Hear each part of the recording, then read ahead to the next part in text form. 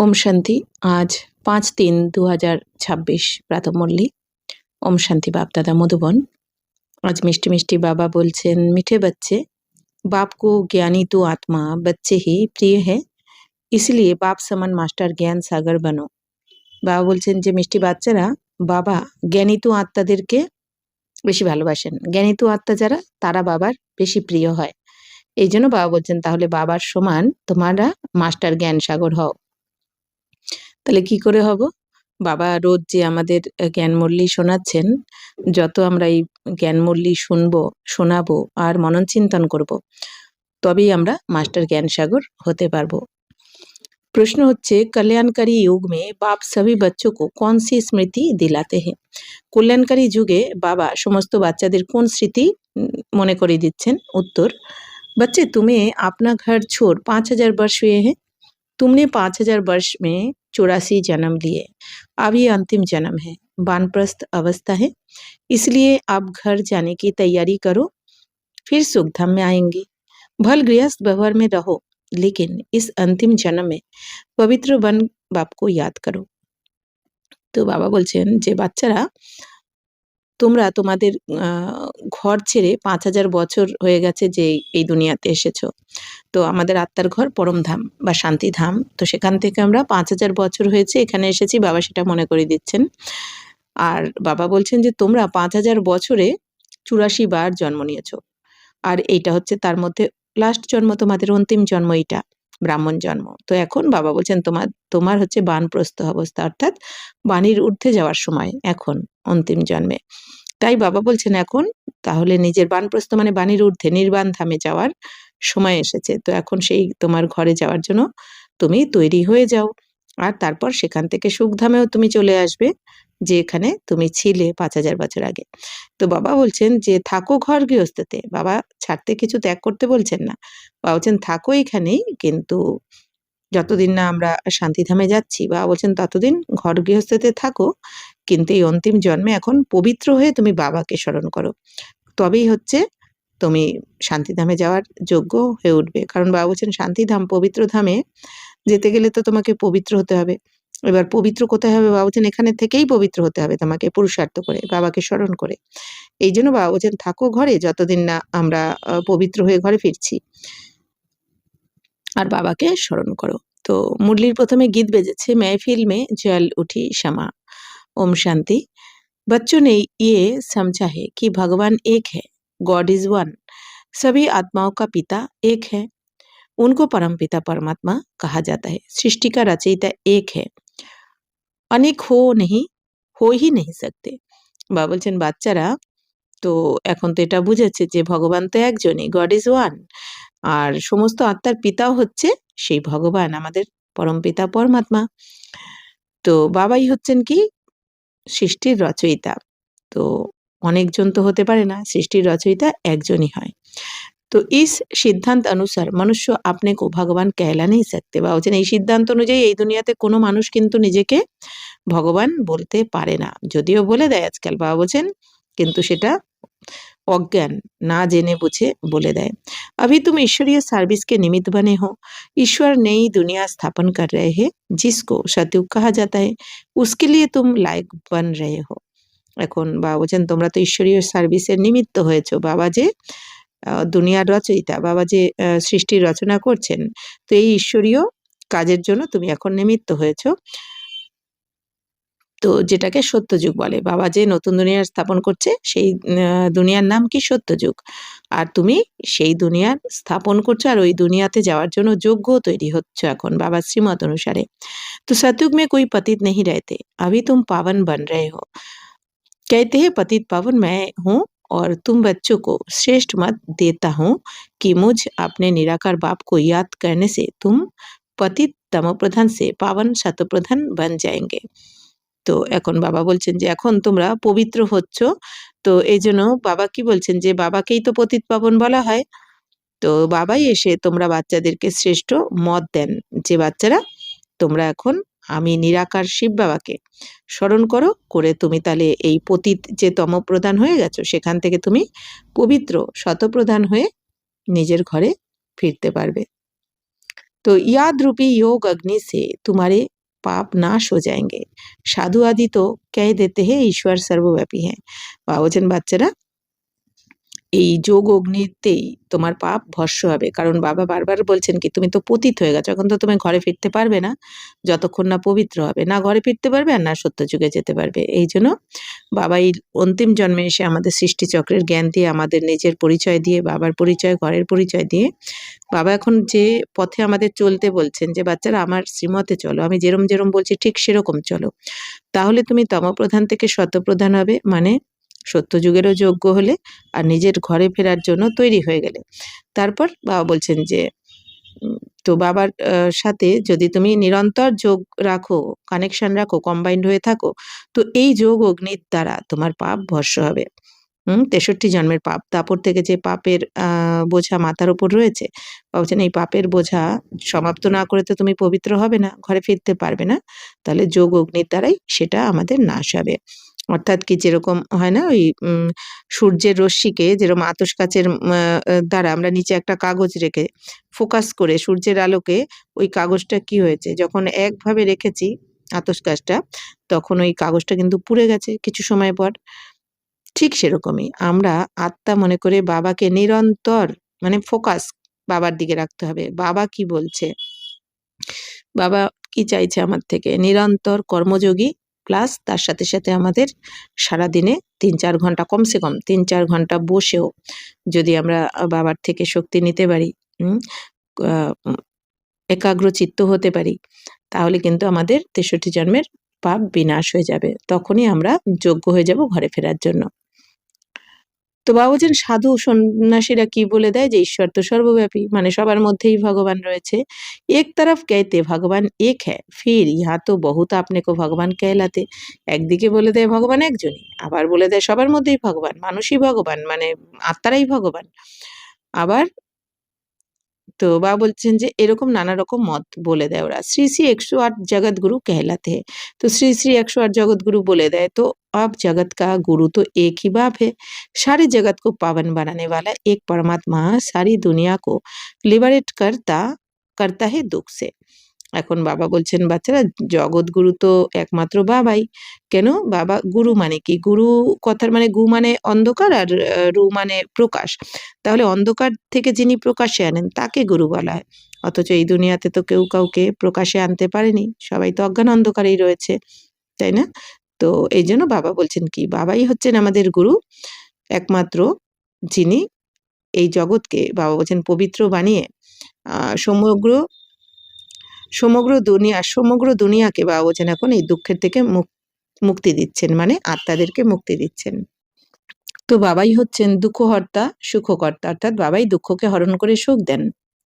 তো মনুষ্য को ये नहीं कहा जा सकता है ये भी तुम बच्चे समझते हो। তো বাবা বলছেন মানুষকে তো বলা হবে না দুঃখ হরণকারী সুখ প্রদানকারী, তো বাবাকেই বলা হবে, পরমাত্মাকে। ইয়ে হ্যাঁ হি পতিত দুনিয়া, সব পতিত হে। বাবা বলছেন এটা হচ্ছে পতিত দুনিয়া, এখানে সবাই কিন্তু পতিত, কিছু না কিছু বিকার প্রত্যেকের মধ্যে রয়েছে, 5 বিকারই রয়েছে। তো পাवन दुनिया में है यथा महाराजा महारानी तथा प्रजा। सतयुग में पूज्य महाराजा महारानी होते हैं, फिर भक्ति मार्ग में पुजारी बन जाते हैं। सतयुग में जो महाराजा महारानी है उनकी जब 2 कलाएं कम होती है तो राजा रानी कहा जाता है। ये सब बातें डिटेल की है। তো এখন বাবা বলছেন বাচ্চারা পবিত্র দুনিয়াতে ওখানে মহারাজা মহারানীও যেমন পবিত্র থাকবে, তেমনি প্রজারাও পবিত্র থাকে ওখানে সত্যযুগে। তো বাবা বলছেন সত্যযুগে পূজ্য মহারাজা মহারানী হয়, তারপর ভক্তিমার্গে এনারা আবার পূজারী হয়ে যায়। অর্থাৎ দাপর থেকে এই মহারাজা মহারানী যারা সম্পূর্ণ পবিত্র থাকে সত্যযুগে, এনারাই আবার দাপরে এসে যখন দেহবানে চলে আসে, তো বিকারে চলে আসে, তখন পূজারী হয়ে যায়, তখন দুঃখী হয়ে পড়ে, এই জন্য আবার পুজো করতে শুরু করে, এই জন্য পূজারী।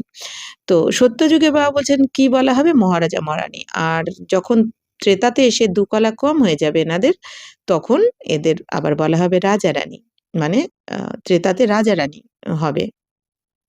তো এই সব কিছু বাবা বলছেন ডিটেল বোঝার কথা।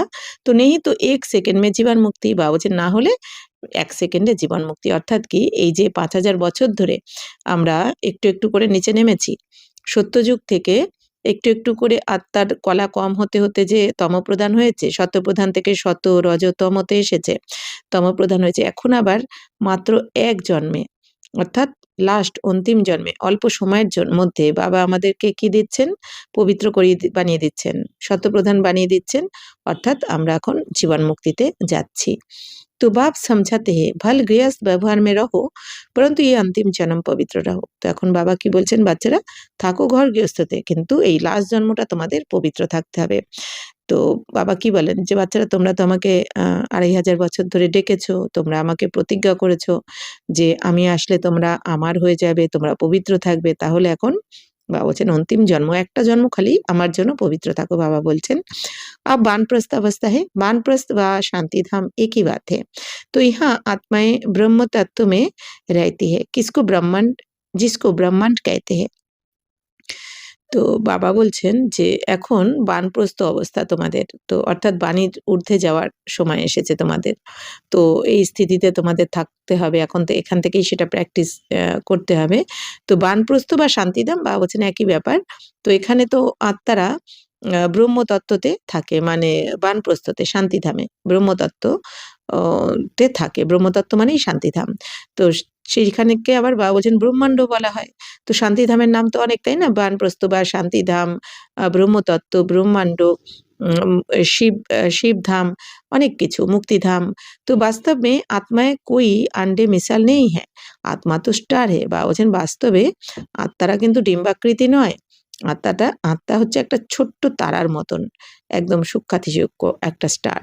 तो बाबा ने समझाया है जो भी आत्माएं हैं इस ड्रामा में एक्टर्स है, जैसे एक्टर्स नाटक में ड्रेस बदलते हैं, भिन्न भिन्न पार्ट बजाते हैं, ये भी बेहद का नाटक है। তো বাবা এখন আমাদের কি বুঝিয়েছেন যে আত্মারা এই ড্রামার অ্যাক্টরস, এই যে 5000 বছরের যে ড্রামাটা চলছে এখানে প্রত্যেক আত্মা কিন্তু পার্টধারী, অ্যাক্টরস, অ্যাক্ট্রেস। তো যেরকম নাটকে অ্যাক্টররা কি হয়, ড্রেস পাল্টায়, তাই না, কখনো রাজার পাঠ করছে, কখনো রানীর পাঠ করছে, কখনো চাকরের পাঠ করছে, কখনো ড্রাইভারের পাঠ, কিছু না কিছু যেমন ড্রামাতে হয়, নাটকে হয়, কিছু না কিছু পার্ট প্লে করে। ঠিক সেরকমই বাবা বলছেন যে এইটাও অসীম জগতের নাটক, এখানেও তোমরা এক একটা জন্মে নানা রকম পার্ট প্লে করছো। একটা জন্মে আমরা কত রকম পার্ট প্লে করছি, কখনো বাচ্চার রোল প্লে করছি, কখনো বড় হয়ে আবার কেউ টিচারের রোল, কেউ ডাক্তারের রোল, কেউ মা বাবার রোল, নানা রকম। বাবা বলছেন এটাও তো অসীম জগতেরই নাটক, তো এখানেও তোমরা रोल प्ले করছো। तो आत्मा इस सृष्टि पर 5 तत्वों के बने हुए शरीर में प्रवेश कर पार्ट बजाती है शुरू से लेकर। तो আত্মারা এই সৃষ্টি চক্রতে 5 তত্ত্ব দিয়ে তৈরি হয়েছে, তো 5 তত্ত্বের তৈরি শরীরে প্রবেশ করে আত্মা কিন্তু পার্ট প্লে করে, কারণ আত্মা শরীর ছাড়া তো পার্ট প্লে করতে পারবে না। তো আত্মার মধ্যে পার্ট ভরা রয়েছে, আত্মার মধ্যে যেরকম একটা ক্যাসেটের মধ্যে গান ভরা থাকে, তাই না, রেকর্ড করা থাকে, কিন্তু যতক্ষণ না ওই ক্যাসেটটা ডিভিডি প্লেয়ারে অন করা হচ্ছে ঢুকিয়ে, ততক্ষণ তো গানটা চলবে না। ঠিক সেরকমই বাবা বলছেন, বা যেমন চিপের মধ্যে গান বা সিনেমা কত কিছু লোড করা থাকে, যতক্ষণ না সিমটা আমরা মোবাইলে বা কিছুতে ঢুকিয়ে অ্যাক্টিভেট করছি, ততক্ষণ তো সেটা আমরা দেখতে পারি না। ঠিক সেরকমই আত্মার মধ্যে কিন্তু পার্ট ভরা রয়েছে, প্রত্যেক আত্মার মধ্যে 5000 বছরের পার্ট ভরা রয়েছে। তো সেই আত্মারা যখন শরীরে প্রবেশ করে তখন সেই আত্মার পার্ট শুরু হয়ে যায় শরীরের দ্বারা।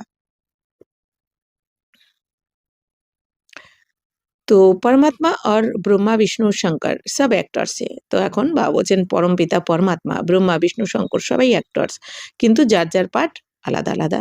তো নাটক में भिन्न भिन्न प्रकार की ड्रेस मिलती है পার্ট বাজানে। তো নাটকে তো বিভিন্ন ধরনের ড্রেস পার্ট প্লে করার জন্য পাওয়া যায়, আমরা পাই।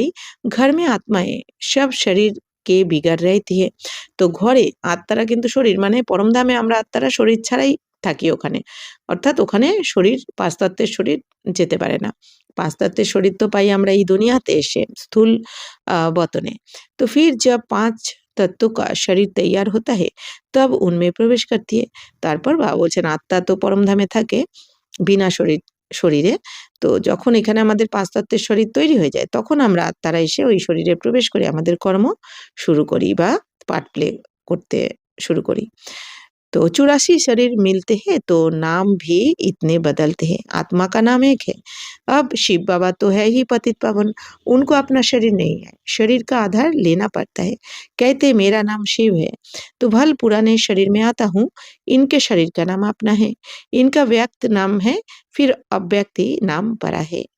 তো এখন বাবা বলছেন যে বাচ্চারা তোমরা আত্মাদের তো নাম একই, মানে আত্মার কোনো আলাদা করে নাম হয় না। আত্মা যখন কোনো শরীরে প্রবেশ করে তখন শরীরের ভিন্ন ভিন্ন নাম হয় আমাদের। এক একটা জন্মে আমাদের আলাদা আলাদা শরীরের নাম পড়ে, কিন্তু আত্মার ওই একটাই নাম, মানে আত্মা। কিন্তু শিব বাবা তো পতিত পাবন, শিব বাবার তো শরীর নেই, তো শিব বাবার কি নাম? শিব। তো শিব বাবা বলছেন শিব বাবাও আত্মাই, কিন্তু শিব বাবার কিন্তু যেহেতু শরীর নেই, তো শিব বাবারই একমাত্র আত্মার নাম হচ্ছে কি শিব। তো যার অর্থ হচ্ছে কল্যাণকারী। তো বাবা বলছেন যে আমি বাবা পুরনো শরীরে আসেন, মানে ব্রহ্মা বাবার শরীরে প্রবেশ করে আমাদের জ্ঞান শোনান। তো বাবা যে শরীরে আসে সেটা কি? বাবা বলছেন আম ৮৪ জন্মের অন্তিম শরীর, আর বৃদ্ধ শরীরে আসেন বাবা। তো এই শরীরেরও আলাদা নাম রয়েছে। তো ব্রহ্মা বাবারও শরীরের নাম কি? লেকরাজ কৃপালানি। তো এনার ব্যক্ত নামও রয়েছে, আবার অব্যক্ত নামও রয়েছে। তো ব্যক্ত নাম মানে কোনটা? দাদা লেকরাজ কৃপালানি। আর অব্যক্ত নাম বাবা দিয়েছেন, যেটা প্রজাপিতা ব্রহ্মা। তো এক ধর্ম বালা দুসরে ধর্ম মে যাতা হে তো নাম বদলতা হে। বা বলছেন এক ধর্মের কেউ অন্য ধর্মে গেলে কি হয়? নাম বদলে যায়। তো সেরকমই। তো ব্রহ্মা বাবার শরীরের নাম কি ছিল? লেকরাজ। কিন্তু শিব বাবা প্রবেশ করে যখন অব্যক্ত জন্ম হলো, অলৌকিক জন্ম হলো, দিব্য ব্রাহ্মণ জন্ম হলো, তখন কি নাম দিলেন বাবা? ব্রহ্মা। আর সেই ব্রহ্মার মুখবংশাবলী সন্তান আমরাও ব্রাহ্মণ, বিকে হয়ে যাই। तो तुम भी शूद्र धर्म से बदल ब्राह्मण धर्म में आए हो, तो नाम बदला है। তো বাবা বলছেন তোমরাও আগে কি ছিলে? শূদ্র ধর্মের ছিলে কলিযুগে। এখন তোমরা যেই সঙ্গমে আসলে তখন তোমরা কোন ধর্মের হয়ে গেলে? ব্রাহ্মণ ধর্মের হয়ে গেলে, নাম বদলে গেল। তো তুম লিখতে হো শিব বাবা থ্রু ব্রহ্মা। তো তোমরা এখন কি লেখো? শিব বাবা থ্রু ব্রহ্মা, মানে শিব বাবা ব্রহ্মার দ্বারা আমাদেরকে অ্যাডপ্ট করলেন। তো শিব বাবা परम पिता परमात्मा है, उनका नाम नहीं बदलता है। शिव बाबा ब्रह्मा द्वारा स्थापना करा रहे हैं আদি সনাতন দেবী দেবতা ধর্ম কি। তো শিব বাবা পরমপিতা পরমাত্মার নাম কিন্তু কখনো বদলায় না। আমাদের ৮৪ জন্মে ৮৪টা নাম পাবো, নাম বদলে যাবে, কিন্তু শিব বাবার নাম কিন্তু বদলায় না, কারণ শিব বাবা তো জন্ম মৃত্যুর চক্রে আসেন না, এই জন্য বাবার নাম একই থাকে শিব। তো বাবার ক্ষেত্রে কিন্তু আত্মার নাম হয়ে যায় শিব, বাকি আমাদের আত্মার নাম হয় না, আমাদের শরীরের নাম বদলায় প্রতি জন্মে। তো শিব বাবা এখন ব্রহ্মা বাবার দ্বারা স্থাপনার কাজ করছেন। আদি সনাতন দেবী দেবতা ধর্মের স্থাপনার কাজটা করছেন শিব, কিন্তু করছেন কে? শিব বাবাই, ব্রহ্মা বাবার মাধ্যমে। तो जो प्राय लोप हो गया है, जो पावन पूज्य थे वे ही পতিত পূজারী বানতে। তো বাবা বলছেন শিব বাবা যে আদি সনাতন দেবী দেবতা ধর্মের স্থাপনা করছেন, তো সেটা তো এখন প্রায় লোপ হয়ে গেছে। তো যে বাবা বলছেন যারা পবিত্র ছিল, পূজ্য ছিল, তারাই এখন কি হয়ে গেছে? পতিত হয়ে গেছে, পূজারী হয়ে গেছে। ৮৪ জন্ম পুরে কে হে। তো ৮৪ জন্ম পুরো করতে করতে पूज्य থেকে পূজারী বাবা বলছেন তোমরা হয়ে যাও। अब फिर से देवी देवता धर्म स्थापन होता है, गया हुआ है परमपिता परमात्मा आकर ब्रह्मा द्वारा फिर से স্থাপনা করাতে है। তো ব্রাহ্মণ জরুর চাইয়ে। তো বাবা বলছেন গায়নও রয়েছে, পরমপিতা পরমাত্মা যখন আসেন তখন ব্রহ্মা বাবার দ্বারা স্থাপনার কাজ করান, তাহলে অবশ্যই ব্রাহ্মণও চাই। ব্রহ্মার দ্বারা যখন স্থাপনা করান, বাবা বলছেন তাহলে ব্রহ্মা বাবা তো একা করবেন না এত বড় কাজটা। তো শিব বাবা ব্রহ্মা দ্বারা বাবা বলছেন ব্রাহ্মণদের রচনা করেন। তো ব্রহ্মা আর ব্রাহ্মণ কাহা সে আয়। তো শিব বাবা জরুর ব্রহ্মা দ্বারা অ্যাডপ্ট করতে, তাহলে এখন ব্রহ্মা আর ব্রাহ্মণ কোথা থেকে আসবে? শিব বাবা এসে অ্যাডপ্ট করেন। তো কেতে তুম হামারে হো। এখন বাবা এসে কি বলছেন যে বাচ্চারা তুমি তো আমরা, তোমরা তো আমার, তুমি আমার বা তোমরা আমার, বাবা এটা বলছেন। তো শিব বাবাকে बच्चे तो हो ही, फिर ब्रह्मा द्वारा पोत्रे हो जाते हो। বাবা বলছেন শিব বাবার তো বাচ্চা রয়েইছো তোমরা আত্মারা, আবার জীবাত্মার দিক থেকে দেখতে গেলে বাবা বলছেন ব্রহ্মার দ্বারা যখন তোমাদের অ্যাডপ্ট করছেন তখন সেক্ষেত্রে আবার তোমরা নাতি হয়ে যাও। তো পিতা তো এক হে সারি প্রজা কা। তো পিতা তো সমগ্র প্রজা মানে সন্তানদের একজনই। ইতনে সব বাচ্চে কুমার কুমারিয়া হে। তো তোমরা সমস্ত বাচ্চারা যারা মেল তারা কুমার, বাকি যারা ফিমেল তারা কুমারী। তো উनको শিব বাবা ব্রহ্মা দ্বারা অ্যাডপ্ট করতে। তো বাবা শিব বাবা এখন ব্রহ্মার দ্বারা সবাইকে এই কুমার কুমারীদের অ্যাডপ্ট করছেন, মানে তাহলে শিব বাবা কাদের অ্যাডপ্ট করছেন? আমাদের জীবাত্মাদের। তো মনুষ্য কো পাতা থোড়ি হ্যায় বাপ আকার আদি সনাতন দেবী দেবতা ধর্ম স্থাপন করতে। তো মানুষ তো জানেই না এই সমস্ত কথা, যে শিব বাবা এসে আদি সনাতন দেবী দেবতা ধর্মের স্থাপনা করছেন। আর এই কাজ যে ৯০ বছর হয়ে গেল। বাবা বারবার আমাদের মুরলিতে সব বলতে থাকেন যে যুদ্ধ লাগবে, বন্যা, ভূমিকম্প, কত কিছু, ৫ তত্ত্ব বিকট রূপ নেবে, ভয়ঙ্কর রূপ নেবে, কিভাবে দুনিয়া এখন পরিবর্তন হবে। কিন্তু দুনিয়া কি হচ্ছে? ঘুমাচ্ছে, জানতেই পারছে না, তাই না? কেন? কারণ সবার ভাগ্যে তো নেই। ভগবান প্রাপ্ত বা বলছেন সবার ভাগ্যে হয় না। তাহলে আমরা কত ভাগ্যবান। तो ऐसे नहीं कि नए सिर आते रहते हैं, जैसे दिखाते हैं प्रलय हुई फिर पत्ते पर सागर में आया। তো ये तो सब কাহানিয়া বানাই হুই হ্যাঁ। তো বাবা বলছেন যে বাচ্চারা এরকম নয় যে নতুন করে ওই প্রলয় হয়ে যাবে আর সাগরের মাঝখানে অশ্বত্থ পাতার উপর ভেসে আসবে কৃষ্ণ। বাবা বলছেন এগুলো সব গল্প কথা। বাবা বলছেন ওরম অশ্বত্থ পাতার উপর কেউ আসতে পারে নাকি? কোনো বাচ্চা থাকতে পারে কি? তো ये वर्ल्ड की हिस्ट्री ज्योग्राफी रिपीट होती रहती है, आत्मा अमर है। বাবা বলছেন এই সমগ্র দুনিয়ার হিস্ট্রি জিওগ্রাফি বাবা বলছেন রিপিট হতে থাকে ৫,০০০ বছর পর পর। আত্মা তো অমর, उसमें পার্ট ভি অমর है। তো আত্মাও যেমন অজর অমর অবিনাশী। তো আত্মার মধ্যে যে পার্ট রেকর্ড করা রয়েছে ৮৪ জন্মের, সেটাও কিন্তু পার্টটাও অমর, মানে পার্টটাও অবিনাশী। পার্ট কभी घिसता नहीं है। सतयुग में वही लक्ष्मी नारायण की सूर्यवंशी राजधानी चलती आती है, कभी बदलती नहीं। दुनिया नई से पुरानी, पुरानी से नई होती रहती है। हर एक को अविनाशी पार्ट मिला हुआ है। তো এখন বাবা বলছেন যে বাচ্চারা সত্য যুগে এই লক্ষ্মীনারায়ণ সূর্য বংশী রাজধানীতে থাকবে। তো সত্যযুগে লক্ষ্মীনারায়ণের দুনিয়া সূর্য বংশ থাকবে। আবার ত্রেতাতে রাম সীতার দুনিয়া চন্দ্রবংশ হয়ে যায়। তো বাবা বলছেন যে আত্মা তো অমর, আত্মার মধ্যে যে পার্ট ভরা রয়েছে এই পার্ট কিন্তু কখনো ঘষে যায় না বা ডিলিট হয়ে যায় না কিন্তু।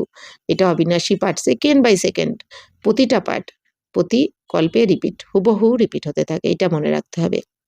এটা কিন্তু কখনো বদলায় না। তো এই যে আমরা সূর্যবংশে যে পার্ট প্লে করেছি সত্যযুগে, আবার ত্রেতাতে যে পার্ট প্লে করেছি হুবহু আমরা প্রতিকল্পে সেই পার্টটাই প্লে করতে থাকি। তো বাবা বলছেন দুনিয়া নতুন থেকে পুরানো, পুরানো থেকে তো নতুন হতেই থাকে, এটাই ড্রামার পার্ট। তো বাবা বলছেন প্রত্যেক আত্মারা কিন্তু অবিনাশী পার্ট পেয়েছে, অর্থাৎ প্রত্যেক আত্মার মধ্যে অবিনাশী পার্ট নির্ধারণ করাই রয়েছে। तो बाप कहते भक्ति मार्ग में भक्त जिस जिस भावना से भक्ति करते हैं वैसा साक्षात्कार कराता हूँ। তো বাবা এখন কি বলছেন? ভক্তি মার্গে ভক্তরা যে যেরকম ভাবনার দ্বারা ভক্তি করেছে, তো বাবা সেইভাবেই তাদেরকে কিন্তু এখন সাক্ষাৎকার করান। তো कोई को हनुमान का गणेश का भी সাক্ষাৎকার कराता हूँ। বাবা বলছেন যে হনুমানের ভক্তি করেছে তাকে হনুমানের সাক্ষাৎকার করিয়ে দেন, কেউ গণেশের। কেন? কারণ বাবা বলেন যে এরম সাক্ষাৎকার করে কিন্তু শুধু স্বর্গে যাওয়া যায় না। স্বর্গে যেতে গেলে, নতুন দুনিয়াতে যেতে গেলে তো নতুন দুনিয়ার যোগ্য হতে হবে। সেটা পুরুষার্থ করে বাবার শ্রীমতে চলে। কিন্তু বাকি সাক্ষাৎকার এইজন্য বাবা করান, না হলে তো বাবা বলছেন যে বিশ্বাস চলে যাবে না তাদের ভক্তির ওপর থেকে। তো এইজন্য যারা খুব ভক্তি করে, যার প্রতি ভক্তি থাকে, ভক্তির ভাবনা থাকে, তাকে সেই রূপে শিব বাবা সাক্ষাৎকার করান। তো উনকি ওয়াহ শুভ ভাবনা পুরি করতা হো। তো তাদের শুভ ভাবনা শিব বাবাই পুরো করেন। তার মানে দাপর কলিতে এই যে যারা বলে না আমার তো যার যে ইষ্টদেব, হয়তো কেউ কালীর, কেউ গণেশজির, কেউ হনুমানজির। তো যে যাকে সাক্ষাৎকার করেছে কি মনে করে যে আমার তো হনুমানজি জাগ্রত, আমার তো গণেশজি জাগ্রত, আমার তো এই কালী ঠাকুর জাগ্রত বলে থাকে, ঠিক আছে? কিন্তু শিব বাবা এখন কি বলছেন যে এই যে দেবী দেবতারা তো দাপর থেকে বিকারে চলে যাবে। তাহলে এনারা নিজেরাই বিকারে চলে যাবে, এরা নিজেরাই তো তখন ভগবানকে ডাকতে শুরু করবে। তাহলে এরা কি করে সাক্ষাৎকার করাতে পারে? তার মানে তাদের মধ্যে তো সেই শক্তিই থাকে না। শক্তি থাকে না, তারা বিকারে চলে গেছে না দেবী দেবতার আত্মারা দাপর থেকে। তো সাক্ষাৎকারের এইজন্য বাবা কি বলেন? সাক্ষাৎকারের চাবি কিন্তু আমার কাছেই থাকে। সাক্ষাৎকারের চাবি আমি কারো কাছে দিই না, এটা বাবা বলেন। তাহলে সাক্ষাৎকার কে করান? শিব বাবাই করান। যে যাকে যেই ভাবনার দ্বারা ভক্তি করে। কেন? কারণ সাক্ষাৎকার যদি বাবা না করান তাহলে তো এই ভক্তি করবে না কেউ। আর ভক্তি না করলে তো ভক্তি যতক্ষণ না সবাই করবে আর ভক্তি যতক্ষণ না কমপ্লিট হবে ততক্ষণ তো বাবারও আসার পার থাকবে না। তো বাবা বলছেন কি এই সব কিছু ড্রামা কিন্তু এইভাবে বানানোই রয়েছে। তো এটাও অনেক বোঝার ব্যাপার। তো উনকি वह शुभ भावना पूरी करता। তো বাবা বলছেন ভক্তদের শুভ ভাবনা বাবাই পুরো করেন। তো ये भी ड्रामा में नोंद है। তো এটাও ড্রামাতে নির্ধারণ করাই রয়েছে। মনুষ্য फिर समझते हैं कि भगवान सब में है इसलिए सर्वव्यापी कह देते। কিন্তু মানুষ কি মনে করে ভগবান তো সবার মধ্যেই রয়েছে, আত্মাই পরমাত্মা বলে দেয়, তো এই জন্য সর্বব্যাপী বলে দেয়। तो भक्त माला भी है। मेल्स में नारद शिरोमणि গায়া যাতা হে, ফিমেলস মে মীরা। তো ভক্ত মালার মধ্যে বাবা বলছেন যে পুরুষদের মধ্যে হচ্ছে নারদ, নারদ আর মেয়েদের মধ্যে বাবা বলছেন মীরা সব থেকে বড় ভক্ত। তো ভক্ত মালা আলাগ হে, রুদ্র মালা আলাগ হে, জ্ঞান কি মালা আলাগ হে। বাবা বলছেন ভক্তের মালা আলাদা। তো ভক্তের মালাতে প্রথমে কে এই যে ছেলেদের মধ্যে নারদ আর মেয়েদের মধ্যে মীরা। আর বাবা বলছেন রুদ্রমালা আবার আলাদা। রুদ্রমালাতে সমগ্র আত্মারা এসে যায়, মানে শিবের মালা। আর জ্ঞানের মালা আবার আলাদা, কারণ জ্ঞানের মালা তো বাবা বলছেন এই জ্ঞান তো সবাই নেবে না। তো ভক্ত কি মালা কভি পুজতে নেই। তো বাবা বলছেন ভক্তের মালাকে কিন্তু পুজো করা হয় না। রুন্ড মালা মানে বাবা বলছেন বৈজয়ন্তী মালা পূজি জাতি হে। তো রুন্ড মালা মানে এই জীবাত্মাদের মালা বাবা বলছেন, অর্থাৎ বৈজয়ন্তী মালাতে যারা আসবে মানে 108-এর মালা, তো এদের পুজো হয়। 108-এ যারা আসবে সত্যযুগে লক্ষ্মীনারায়ণের দুনিয়ায় তাদের পুজো করা হয়। উপর হে ফুল ফির মেরু ফির হে বাচ্চে জো রাজগদ্দি পর बैठते। তো উপরে ফুল, যেমন এই যে বৈজয়ন্তী মালা হয় না, যেটা জপ করা হয় এই ভক্তি মার্গে, তো সেই ওই মালাতে দেখা যায় একটা ফুল, ফুলটা হচ্ছেন কে শিব বাবা, আর ফুলের দুপাশের যে দুটো দানা বা মেরু সেটা হচ্ছে ব্রহ্মা সরস্বতী বা লক্ষ্মীনারায়ণের লক্ষ্মীনারায়ণ। তারপরে যে দানাগুলো সেটা হচ্ছে বাচ্চারা। তো বাবা বলছেন যারা রাজগদিতে বসে এই 108-এর মালা পুজো করা হয়। তো বৈজয়ন্তী মালা হি বিষ্ণু কি মালা হয়। তো এই বৈজয়ন্তী মালাই হচ্ছে বিষ্ণুর মালা, মানে লক্ষ্মীনারায়ণের। তো ভক্ত কি মালা কা সির্ফ গায়ন হতা है। বাবা বলছেন ভক্তের মালার শুধু গায়ন করা হয়। ইয়ে রুদ্রমালা তো সব ফেরতে হে। তো বাবা বলছেন রুদ্রমালা তো সবাই ঘোরাতে থাকে ভক্তি মার্গে। তুম ভক্ত নেহি জ্ঞানী হো। তো বাবা বলছেন বাচ্চাটা এখন তোমরা ভক্ত নয়, তোমরা জ্ঞানী। বাবা বলছেন তোমরা ভক্ত ছিলে আগে, এখন এই জ্ঞান মার্গে আসার পর তোমরা কি হয়ে গেছো না জ্ঞানী। তো বাপ कहते हैं মুঝে জ্ঞানী তো আত্মা প্রিয় লাগতে। এখন বাবা বলছেন তোমরা তো এখন জ্ঞানের মালাতে চলে এসেছো, তো আমার কোন বাচ্চা ভালো লাগে বাবার? জ্ঞানী, জ্ঞানী তো আত্মা বাবার প্রিয় লাগে। তো বাপ হি জ্ঞান কা সাগর হে, তুম বাচ্চো কো জ্ঞান দে রহে হে। তো বাবা হচ্ছেন জ্ঞানের সাগর, তো বাচ্চাদেরকে জ্ঞান দিচ্ছেন বাবা। মালা ভি তুমারি পূজি জাতি है। তো বাবা বলছেন তোমাদেরই মালা পুজো করা হয়। तो 8 रत्नों का भी पूजन होता है क्योंकि জ্ঞানী তো আত্মা है तो उनकी पूजा होती है। তো বাবা বলছেন 8 রত্নেরও পূজা করা হয়। তো কেন? কারণ কি 8 রত্ন মানে একদম 100% পবিত্র যারা সম্পূর্ণ। তো বাবা বলছেন যে তাদেরও পুজো করা হয় কারণ তারা তো জ্ঞানী তো আত্মা। তো अंगूठी बनाकर पहनते हैं क्योंकि ये भारत को स्वर्ग बनाते हैं। এই অষ্টরত্নের আংটি পরা হয় না, ওই যে যেটা জ্যোতিষীরা দিয়ে থাকে অনেক সময়, নবরত্ন বা অষ্টরত্ন। তো তার মানে কি বাবা বলছেন যে নবরত্ন মানে এই মাঝখানে হীরা মানে শিব বাবা থাকে না, আর চারদিকে এই অষ্টরত্ন দিয়ে তৈরি করা হয়। তো এই অষ্টরত্নের আংটি বানিয়ে কেন পরা হয়? কারণ কি এনারা ভারতকে স্বর্গে পরিণত করেন, এই জন্য এত এনাদের মহিমা। তো পাস উইথ অনার হতে হে তো উনকা গায়ন হে। তো এই 8 জন পাস উইথ অনার সম্পূর্ণ 100% পবিত্র হন, এই জন্য এনাদের এত গায়ন। নওয়া দানা বীচ মে শিব বাবা কো রাখতে। তো অষ্টরত্ন 4 দিতে থাকে, আর নবম দানা মাঝখানে শিব বাবাকে দেখানো হয়, মানে হিরে এই ভক্তি মার্গে যেটা দেখানো হয় उसको कहते नौ रत्न। तो ये है डिटेल की समझानी। तो बाप तो सिर्फ कहते हैं बाप और बरसे को याद करो तो तुम्हारे विकर्म विनाश होंगे फिर तुम चले जाएंगे। তো এখন বাবা কি বলছেন, বাচ্চারা তোমরা বাবাকে স্মরণ করো, আত্মা মনে করে বাবাকে স্মরণ করো, তাহলে বাবার থেকে উত্তরাধিকার তোমরা পেয়ে যাবে।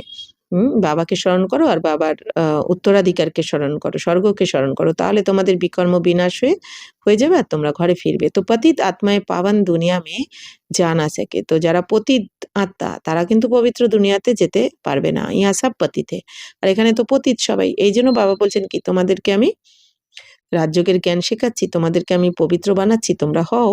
তো দেবতাও কে শরীর তো পবিত্র নির্বিকারী है, কারণ দেবী দেবতাদের শরীর কিরম থাকে, পবিত্র থাকে, আত্মা শরীর দুই পবিত্র থাকে। তো সেটা বাবা বলছেন এখান থেকেই তোমাদের হয়ে যেতে হবে। তো वह है पूज्य, यथा রাজা রানী তথা প্রজা পূজ্য है। তো সেখানে তো তোমরা সবাই পূজ্য থাকো, ওখানে যেরকম রাজা রানীরাও পূজ্য, প্রজারাও পূজ্য। যেরকম বিয়ে বাড়িতে কেউ গেলে তারা কি বিয়ে বাড়িতে গিয়ে তো সাজগোজ করে না, সাজগোজ করে নিজের বাড়িতে বা পার্লারে সেজে গুজে তবে তো বিয়ে বাড়িতে যায়। ঠিক সেরকমই বাবাও কি বলছেন যে তোমরা এখন সত্যযুগে যাবে দেবী দেবতা রূপে, তো ওখানে গিয়ে তো আর বাবা পুরুষার্থ করাবেন না। বাবা বলছেন এখানেই পুরুষার্থ করে পবিত্র হয়ে দৈবী ধর্ম আহ দৈবী ধর্মের ধারণা করে তবে তোমাদেরকে যেতে হবে, সংস্কার পরিবর্তন করে এখান থেকেই যেতে হবে তোমাদের তৈরি হয়ে।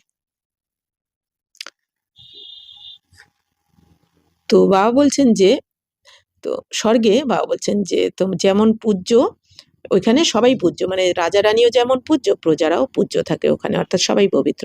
ইহা সব হ্যায় পূজারি, আর এখানে তো সবাই পূজারি। वहाँ दुख की बात नहीं, उनको कहा जाता है स्वर्ग सुखधाम। তো ওখানে তো দুঃখের নাম নিশানাই থাকে না স্বর্গে, এই জন্য সুখধাম বলা হয়। वहाँ सुख संपत्ति शांति सब थी, तो ওখানে সুখ সম্পত্তি শান্তি সব কিছু থাকে স্বর্গে। आप तो कुछ नहीं है, इसलिए इसको नरक उनको स्वर्ग कहा जाता है। हम आत्माएं शांति धाम में रहने वाली है, तो আমরা আত্মারা কোথায় থাকি, শান্তি ধামে। শান্তিধাম থেকে এসেছে এই দুনিয়াতে। वहाँ से आती है पाठ बजाने, 84 जन्म पूरे भोगने पड़ते। বাবা বলছেন আমরা শান্তিধাম থেকে এখানে এসে 84 জন্ম পার্ট প্লে করি। তো 84 জন্ম বাবা বলছেন পুরো তোমাদের ভোগ করতে হয় এখানে। আবি দুগ্ধামে, এই জন্য 84 জন্ম নিতে নিতে কি হয়েছে, আত্মা তো ক্লান্ত হয়ে গেছে না, আত্মা দুঃখী হয়ে গেছে, ক্লান্ত হয়ে গেছে। বাবা বলছেন এই জন্য বাবা শ্রীমতে চলো, আবার আত্মাকে শতপ্রধান পবিত্র বানাও। तो अभी दुग्धाम है, फिर हम जाते हैं শান্তিধাম, ফির সুখধামে আएंगे। তাহলে এখন আমরা রয়েছি দুগ্ধামে, এরপর চলে যাব শান্তিধামে, আত্মার ঘর, তারপর সেখান থেকে আবার সত্যযুগ মানে সুখধামে চলে আসব। बाप सुखधाम का मालिक बनाने, मनुष्य से देवता बनाने पुरुषार्थ करवा रहे हैं, तुम्हारा है ये संगम युग। बाप कहते हैं मैं कल्प के संगम युगे आता हूँ, युगे युगे नहीं। বাবা বলছেন যে এখন বাচ্চারা এটা হচ্ছে তোমাদের সঙ্গম যুগ, বাবা প্রতিকল্পে সঙ্গম যুগেই এসে তোমাদের পবিত্র বানান। বাবা যুগে যুগে আসেন না, যে সত্য যুগের পর ত্রেতা যুগ আসার আগে আসবেন, বা ত্রেতা থেকে যখন দাপর আসবে তখন আসবেন, এরকম নয়। বাবা প্রতিকল্পের মানে একটা কল্প শেষ হয়ে আবার যখন নতুন কল্প শুরু হওয়ার থাকে, তো সেই মাঝখানের সময়টা সঙ্গম যুগে আসেন, অর্থাৎ কলিযুগের শেষ আর সত্য যুগের শুরুর মাঝখানে। তো বাপ तो मैं संगम युग में एक ही बार सृष्टि को बदलने आता हूँ, सतयुग था अब कलयुग है। বাবা বলছেন সঙ্গম যুগে আমি একবারই এই সৃষ্টিকে বদলানোর জন্য আমি একবারই আসি। তো সত্যযুগ ছিল, বাবা বলছেন এখন তো কলিযুগ, এখন আবার সত্যযুগ আসা উচিত। তো ইয়ে হ্যাঁ কল্যাণকারী সঙ্গম যুগ, এখন হচ্ছে কি বাবা বলছেন কল্যাণকারী সঙ্গম যুগ। তো তাই না, কারণ কি সঙ্গম যুগেই বাবা বলছেন এই পতিত দুনিয়া একদিকে সমাপ্ত হচ্ছে আর একদিকে নতুন দুনিয়ার স্থাপনা হচ্ছে, এই জন্য কল্যাণকারী সঙ্গম যুগ। তোমরা আত্মারা এই যুগেই পতিত থেকে পবিত্র হও, এই জন্য কল্যাণকারী সঙ্গম যুগ, আর স্বয়ং ভগবান আসেন আমাদের সাথে মিলিত হন। তো সবকা কল্যাণ হতে হয়, কারণ এই সময় সঙ্গম যুগে সবার কল্যাণ হয়। হ্যাঁ, আত্মার সমগ্র পাঁচ তত্ত্বের প্রকৃতির সবার কল্যাণ হয়ে যায়, এই জন্য বাবা বলছেন সঙ্গম কল্যাণকারী সঙ্গম যুগ। সবকো রাবণ কি জেল সে ছুড়াতে, বাবা বলছেন সবাইকে রাবণের জেল থেকে এখন বাবা এসে মুক্ত করেন। उनको दुख हरता सुख करता कहा जाता है, तो यहाँ सब दुखी हैं, तुम पुरुषार्थ करते हो सुख धाम में जाने के लिए। सुख धाम जाना है तो पहले शांति धाम में जाना है, तुमको पाठ बजाते बजाते 5000 वर्ष हुए हैं। বাবা বলছেন বাচ্চারা তোমরা পুরুষার্থ করছো সুখ ধামে যাওয়ার জন্য। এখন এই দুনিয়া যেরকম পড়াশোনা করে কি ডাক্তার ইঞ্জিনিয়ার ব্যারিস্টার এগুলো হওয়ার জন্য, তাও এক জন্মের জন্য, তাহলে আমরা এখন কিসের জন্য পুরুষার্থ করছি, বাবার কাছে পড়ছি 21 জন্মের রাজত্ব নেওয়ার জন্য, রাজা রানী হওয়ার জন্য। তাহলে এই দুনিয়াতে কেউ ডাক্তার ইঞ্জিনিয়ার হওয়ার জন্য কত পরিশ্রম করে, রাত জেগে দিনের পর দিন, তাই না, কত ফোকাসড থাকে। আর আমরা বাবা বলছেন কি আর তোমাদের তো টাকা পয়সা খরচ হচ্ছে না, তোমাদের তো স্বয়ং বাবা কোলে বসিয়ে নিয়ে পড়াচ্ছেন, হ্যাঁ, স্বয়ং ভগবান বসে তোমাদের পালনা দিচ্ছেন, পড়াচ্ছেন, কিসের জন্য না 21 জন্মের রাজ্য ভাগ্য দেওয়ার জন্য। তাহলে কত অ্যাটেনশন রাখা উচিত আমাদের, কতটা ইম্পর্টেন্স দেওয়া উচিত। তো বাবা বলছেন যে সুখধামে যাওয়ার আগে তোমাদের আগে শান্তিধামে একবার যেতে হয়, মানে শান্তিধাম ভায়া হয়ে তারপরে আমরা সুখধামে মানে স্বর্গে যাই। তো বাবা বলছেন তোমাদের পাঠ বাজাতে বাজাতে এখন তো 5,000 বছর কমপ্লিট হয়ে গেছে, আর এই ড্রামার आयु হচ্ছে 5,000 বছর। तो बाप समझाते तुमको अपना घर छोड़े 5,000 वर्ष हुए हैं, उसमें तुम भारतवासियों ने 84 जन्म लिए हैं। তো এই 5,000 বছরে বাবা বলছেন তোমরা ভারতবাসীরাই 84 জন্ম নাও নিয়ে থাকো, তোমরা সবাই নয়। তো তাও কারা নেবে 84 জন্ম? প্রথম জন্মে যারা আসবে 9 লাখ তারা 84 জন্ম নেবে। বাকি তারপরে যারা আসবে দ্বিতীয় জন্মে তার কম হয়ে যায়। तो अब तुम्हारा अंतिम जन्म है, सबकी वानप्रस्थ अवस्था है, सबको जाना है। गायन भी है ज्ञान का सागर व रुद्र। তো কিন্তু গায়নও রয়েছে জ্ঞানের সাগর বা রুদ্র, অর্থাৎ শিব বাবা। শিব বাবাই এসে আমাদের বানপ্রস্থে নিয়ে যান। ये है शिव ज्ञान यज्ञ। तो पतित पावन शिव है, परमात्मा भी शिव है। তো বাবা বলছেন পতিত পাবন কে? শিব বাবা। পরমপিতা পরমাত্মাও কাকে বলে? শিব বাবাকেই বলে। রুদ্র নাম ভক্ত নে রখ দিয়া है, আর রুদ্র নামটা ভক্তরা রেখেছে। উনকা আসল নাম এক হি শিব হ্যাঁ। তো বাবা বলছেন বাবার একটাই আসল নাম হচ্ছে শিব, বাকি ভক্তরা অনেক নামকরণ করেছে বাবার। শিব বাবা প্রজাপিতা ব্রহ্মা দ্বারা স্থাপনা করवाते हैं। ब्रह्मा एक ही है, ये पतित फिर वही ब्रह्मा पावन बनता है तो फरिश्ता बन जाता है। এখন বাবা বলছেন যে শিব বাবা প্রজাপিতা ব্রহ্মার দ্বারাই কিন্তু এই নতুন দুনিয়ার স্থাপনার কাজটা করছেন। তো ব্রহ্মা হচ্ছেন একজনই। তো তিনি বাবা বলছেন ইয়ে পতিত। তো ব্রহ্মা বাবা কি ছিলেন? পতিত। উনি আবার আ পবিত্র হয়ে বাবা বলছেন ফরিস্তা হয়ে যায়। পুরুষার্থ করে ব্রহ্মা বাবার আত্মা কিরম ছিলেন? পতিত ছিলেন। বাবা এসে ওনাকে পুরুষার্থ করিয়ে কি বানাচ্ছেন? পবিত্র। তারপর উনি আবার ফরিস্তা হয়ে যান। ডবল লাইট হয়ে যান। जो सूक्ष्म वतन में दिखाते हैं वह दूसरा ब्रह्मा नहीं है। বাবা বলছেন সূক্ষ্ম বতনে যে ব্রহ্মাকে দেখানো হয় বাবা বলছেন সেটা দ্বিতীয় কোনো অন্য আরেকজন ব্রহ্মা নয়। ব্রহ্মা বাবা একজনই। এইজন্য এই ভক্তিমার্গে দেখানো হয় না ব্রহ্মাকে এদিকে দেখানো হয় বৃদ্ধ, হুম? আবার দেখানো হয় পদ্মফুলের ওপরে। আবার ফরিস্তা রূপটাই দেখানো হয় কিন্তু ব্রহ্মার এই ভক্তিমার্গে। তার মানে কি? অব্যক্ত ব্রহ্মাকে দেখানো হয়। তো ব্রহ্মা বাবা যখন এই যে শিব বাবার শ্রীমতে চলে যখন পবিত্র হচ্ছেন, এইজন্য পবিত্র হচ্ছেন বলে পদ্মের উপর দেখানো হয়। আর বাবা বলছেন কি ওই যে অব্যক্ত ব্রহ্মা সেই একই, এই একই ব্রহ্মা বাবা, দ্বিতীয় কোনো ব্রহ্মা নেই। তো এটাই এই রূপটাকেই কিন্তু ভক্তিমার্গে দেখানো হয়। অর্থাৎ সূক্ষ্ম फरिश्ता बन जाता है। तो फरिश्ता रूप के देखानो है ब्रह्मा बाबार।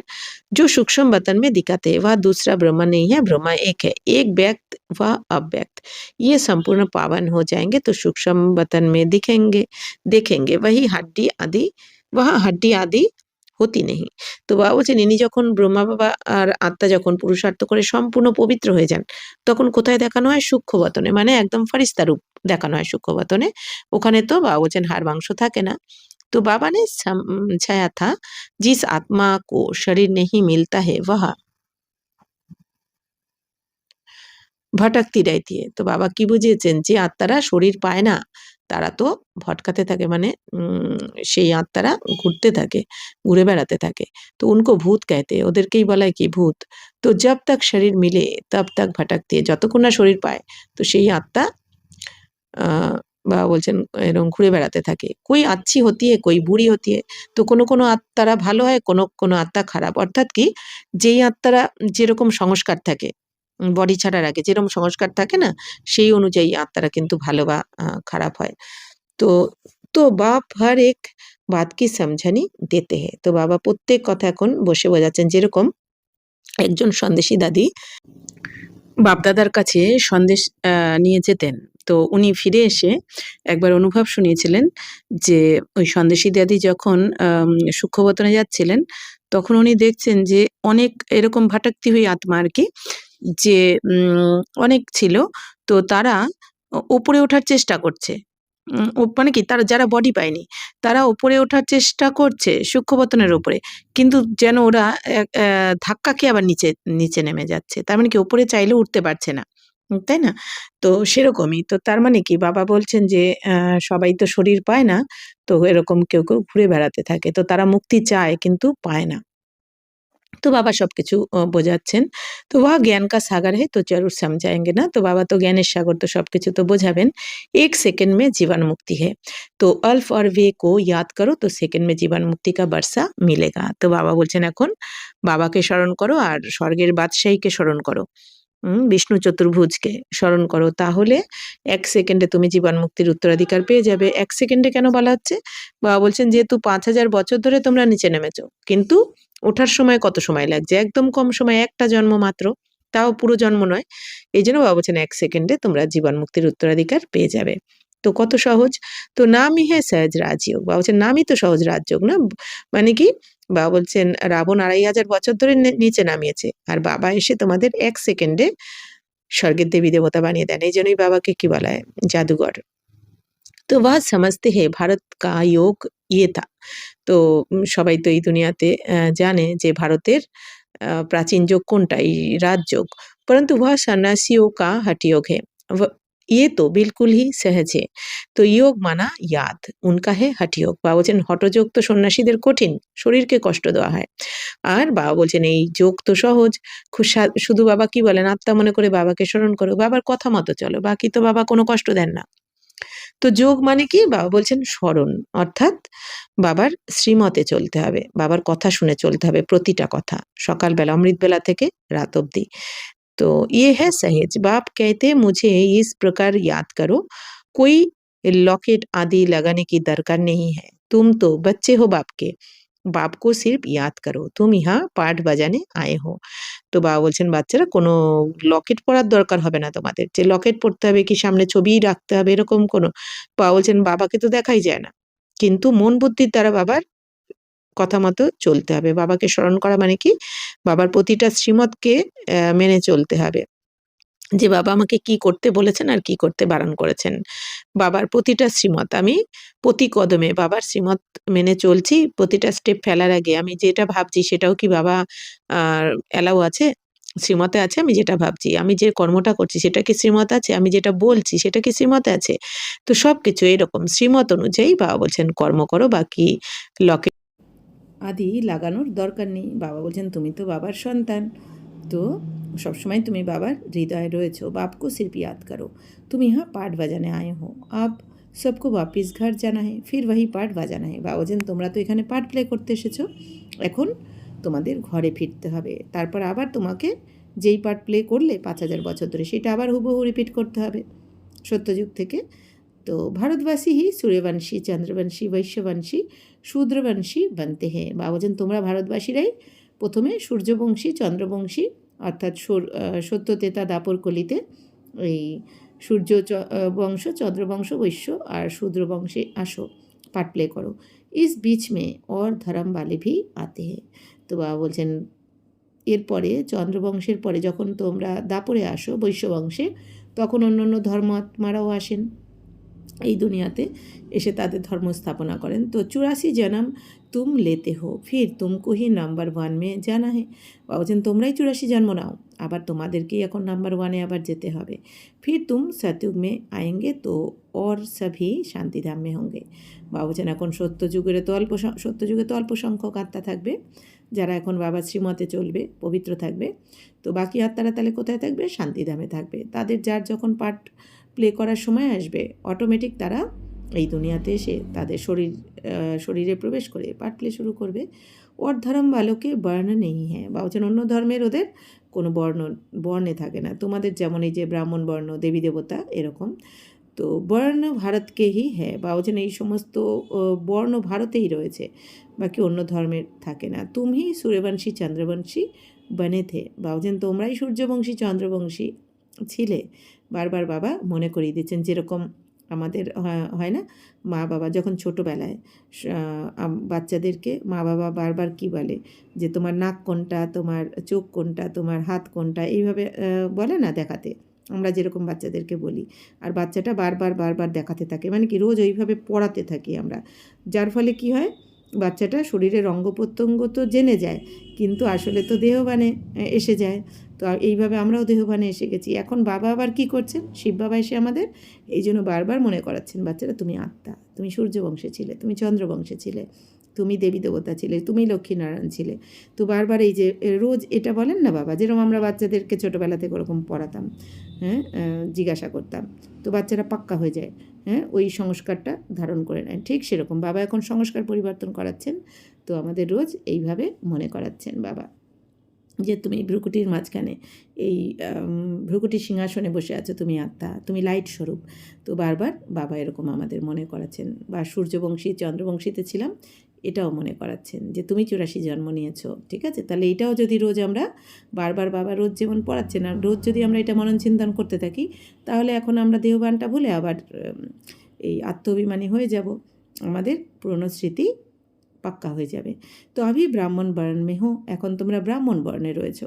ব্রহ্মবংশী ব্রাহ্মণ বনে हो, এখন তোমরা ব্রহ্মাবংশী ব্রাহ্মণ হয়েছো। ये सब बातें बाप बैठ समझाते हैं, जिनकी बुद्धि में धारणा नहीं हो सकती उनको कहते सिर्फ बाप को याद करो। এখন বাবা বলছেন যাদের বুদ্ধিতে এত জ্ঞানের ধারণা হয় না, এত শ্রীমত ফলো করতে পারে না বা নিজের জীবনে অ্যাপ্লাই করতে পারে না, তো তাদেরকে বাবা কি বলছেন যে শুধু বাবাকে স্মরণ করো তোমরা। तो जैसे बाप को जानने से बच्चे को मालूम पड़ जाता है ये मिल्कियात है। तो बाबा বলছেন যেরকম বাবাকে জানলে বাচ্চারা তো জেনে যায় যে যে বাবার সম্পত্তির সম্বন্ধে জেনে যায়, তো बच्चों को तो वर्षा नहीं मिलता है, बच्ची को तो वर्षा नहीं मिलता है। তো এই দুনিয়াতে কি হয়, বাচ্চি মানে যারা মেয়েরা তো বাবার সম্পত্তি পায় না, ছেলেরাই পায়, মেয়েদের বিয়ে দিয়ে দেওয়া হয়। তো ইহা তুম সব শিব বাবাকে বাচ্চে ও সবকা এক হে। তো কিন্তু এখানে বাবা বলছেন তোমরা তো সমস্ত আত্মারা শিব বাবার বাচ্চা, তো তোমাদের সবার হক রয়েছে, মানে সবার অধিকার রয়েছে বাবার সম্পত্তির ওপর। এখানে বাবা মেল ফিমেল এইভাবে দেখেন না, মেল অথবা ফিমেল সবকা হক হে। বাবা বলছেন এখানে তুমি মেল ফিমেল ব্রহ্মাকুমারী যেই হও না কেন, বাবার সম্পত্তির ওপর তোমাদের সবার অধিকার রয়েছে। সবকো শিখানা হে শিব বাবাকে ইয়াদ করো, এখন সবাইকে শেখাও তোমরা যে একমাত্র শিব বাবাকে স্মরণ করো। এখন তো সময়ও কম রয়েছে, তাই না, অল্প সময়ের মধ্যে এখন অনেক বেশি ভাগ্য বানিয়ে নেওয়ার সময় আমাদের। জিতনা ইয়াদ করেঙ্গে উতনা বিকার বিনাশ হোঙ্গে, পতিত সে পাবন বানেঙ্গে। এখন বাবা বলছেন যত স্মরণ করবে তত তোমাদের বিকর্ম বিনাশ হবে, আর পতিত থেকে তোমরা পবিত্র হবে, মানে বিকারী কর্ম তোমাদের এখন ভস্য হবে এই বাবাকে স্মরণের দ্বারা। আত্মা মে যে খাদ পড়ি হে ওয়া নিকলে কেসে, এখন আত্মার মধ্যে যে খাদ পড়েছে 5 বিকারের খাদ, সেটা কি করে বার হবে। এখন বাপ कहते योग से ही तुम्हारी খাদ খতম হয়ে যায়গি, বা বলছেন যোগের দ্বারা, হ্যাঁ, অর্থাৎ কি এই যোগ অগ্নিতে তোমাদের খাদ মানে সমাপ্ত হবে। বা বলছেন যত তোমরা বাবার শ্রীমতে চলবে, স্মরণে থাকবে, অটোমেটিক তোমার মধ্যে থেকে এই খারাপগুলো চলে যাবে। কারণ কি, যেখানে ভগবান থাকে সেখানে ভূত থাকতে পারে না, তাই না। তো এই জন্য বাবা বলছেন কি মন বুদ্ধিতে ভগবানকে রাখো, বাবাকে রাখো, তাহলে এই 5 বিকারূপী ভূত আপনি আপ চলে যাবে। তো সব মচ্ছরও সদৃশ जाएंगे। তো বাবা বলছেন যে ये शरीर ये पतित शरीर तो यहाँ ही छोड़ना है, আত্মা পবিত্র বন যায়গি। তো বাবা বলছেন এই পতিত শরীর তো এখানেই ছাড়তে হবে তোমাদের, কারণ শরীর তো যাবে না শান্তিধামে, তো আত্মা পবিত্র হয়ে মশার ঝাঁকের মতো বাবা বলছেন তোমরা চলে যাবে নিজের ঘরে শান্তিধামে। বুদ্ধি भी कहती है सतयुग में बहुत थोड़े रहते हैं, इस विनाश में कितने मनुष्य मरेंगे। বা বলছেন তোমরা বুদ্ধির দ্বারা এখন বুঝেছো যে সত্যযুগে তো অনেক কম থাকবে, সত্যযুগে কত থাকবে জনসংখ্যা, প্রথম জন্মে 9 লাখ, আর শেষ অবধি মাত্র 2 কোটি, তো বাকি সবাই কোথায় থাকবে, শান্তিধামে আত্মারা। তাহলে বাবা বলছেন এখন এই যে বিনাশ হবে, মহাবিনাশ, তো কত মানুষ মারা যাবে এখন, তো বাকি থোড়ে জাকার রেঙ্গে, বাকি অল্প কিছু ওই সত্যযুগে গিয়ে থাকবে। রাজায় তো থোড়ে রেঙ্গে, তো অল্প রাজা থাকে ওখানে, বাকি 9 লাখ প্রজা সত্যযুগ মে রহতি है। তো বাবা বলছেন রাজা তো বাবা বলছেন সংখ্যা কম হবে, বাকি 9 লাখ প্রজা থাকবে সত্যযুগে। इस पर গাতে भी है ना 9 লাখ তারে ইয়ানি প্রজা, তো এই জন্য গায়নও রয়েছে 9 লাখ তারা মানে কি প্রজা, প্রজাদের বলা হচ্ছে। ঝাড় পেহলে ছোটা হতা হে ফির বৃদ্ধি কো পাতা है। তো যেমন একটা গাছ এই দুনিয়াতে ছোট্ট হয় না, একটা বীজ থেকে প্রথমে একটুখানি বাবা বলছেন যে যেরকম হয় একটা কাণ্ড, তারপর 2টো পাতা, আবার একটু কাণ্ড, আবার 2টো পাতা, এই করতে করতে গাছটা বড় হয়ে যায়। ঠিক সেরকমই বাবা বলছেন এখন যে বাবা এই চারা গাছ রোপণ করছেন, স্যাপলিং লাগাচ্ছেন। বাবা বলছেন কি দেখো কত কম সংখ্যক, তো সত্যযুগে মাত্র কম, এই জন্য দুটো পাতাকে এখানে এই রাধাকৃষ্ণ, তারপর আস্তে আস্তে অন্যান্য আত্মারা। তো সত্যযুগে কত কম সংখ্যক আত্মারা থাকে, তারপর তাতে গিয়ে আর একটুখানি বাড়ে, আরও কিছু আত্মা নামে, তারপর দাপর কলি, এইভাবে করতে করতে এই বৃক্ষটাও বড় হয়ে যায় ছোট থেকে। तो अभी तो कितनी आत्माएं हैं, बाप आते हैं सबका गाइड बन ले जाते हैं। বলছেন এখন তো কত আত্মারা এসে গেছে না এই ড্রামাতে, এই নাটকে যত আত্মা রয়েছে পরমধামে সবাইকে আসতে হবে এখানে। বাবা বলছেন ওখানে, আর যখন সমস্ত আত্মারা এসে যাবে এই নাটকে, তখন আবার বাবা কি বলেন, যাওয়ার পালা, ঘরে ফেরার পালা। তো এখন বাবা সবাইকে গাইড হয়ে ফিরিয়ে নিয়ে যাচ্ছেন। আচ্ছা, मीठे मीठे सिकी लदे बच्चों प्रति मात पिता बाप दादा का याद प्यार और गुड मॉर्निंग। रूहानी बाप की रूहानी बच्चों को नमस्ते। हम रूहानी बच्चों की रूहानी बाप दादा को पदम गुना नमस्ते नमस्ते नमस्ते। थैंक यू बाबा, शुक्रिया।